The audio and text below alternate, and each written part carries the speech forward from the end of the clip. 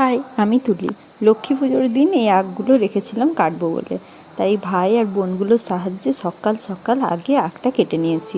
আঁকটা কাটার পরই ভাবলাম তারপরে না হয় ফুল টুল তুলাতুলি হবে। এই আঁক কাটা একটা বড্ড ঝামেলার। আমরা তিনজনে মিলেই হিমশিম খেয়ে গেছিলাম এই আঁক তুলতে। তারপর ঠাকুর কিনে নিয়ে আসি। ঠাকুর কিনে নিয়ে এসে প্রত্যেক বছর জানো তো আমাদের মাটির ঠাকুর কিনে নিয়ে আসা হয়। এবছর মা হঠাৎ করে বলল, যদি পাস একটা ভালো দেখে না হয় পেতলের ঠাকুর আনিস। আর যেই বলা সেই কাজ। তারপর এসেই তাড়াতাড়ি করে আলপনা দেওয়া স্টার্ট করলাম। আলপনা দেওয়া হতেই ঘরে মা হচ্ছে যে নারায়ণ পুজো সকালবেলায় হয়, ব্রাহ্মণ আসে পূজা করে দিয়ে যান। আর তার সাথে ছিল ওই নারকেল কোড়া, ওগুলো হচ্ছে এসে আমি নাড়ু করেছি। তার মধ্যেই আমি ছুটে ছুটে ছাদ এসেছি আবার একটু ফুল তুলতে। আসার সময় ঝুড়িটাও আনতে ভুলে গেছি। তাই যা ছিল হাতের মুঠোয় কতগুলো এনেছি।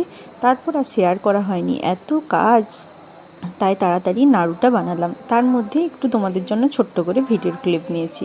তারপর চলো, আমার সব প্রায় রেডি গোছানো, এবার আমার পুজোর কাজ করা। তার মধ্যে এই আলপনাটা দিয়েছি। পূর্ণিমার চাঁদটা দেখলে কি সুন্দর। আর আমাদের ঠাকুর যেখানে বসানো ছিল তার পুরোপুরি একদম সোজাসুজি ওই পূর্ণিমার চাঁদটা ছিল। তাই ভাবলাম তোমাদের সঙ্গেও শেয়ার করি। আচ্ছা, লক্ষ্মীনারায়ণের এই মূর্তিটা কেমন হয়েছে জানিও। এই যে ধানের ছড়া দেখছো, এটা আমাদের নিজেদের জমির ছড়া। এর মাঝে আমিও একটু রেডি হয়ে নিয়ে ফুল টুল তুলে তারপর পুজোয় বসে পড়েছিলাম। পুজো টুজো করে আমাদের গ্রামেই পুজো হয়। এখানেই দুর্গা পুজো হয়েছিল, এখানেই লক্ষ্মী পুজো হয়, একটা ছোট্ট আয়োজন। তাই সবাই মিলে চলে এসেছিলাম এখানে দেখতে।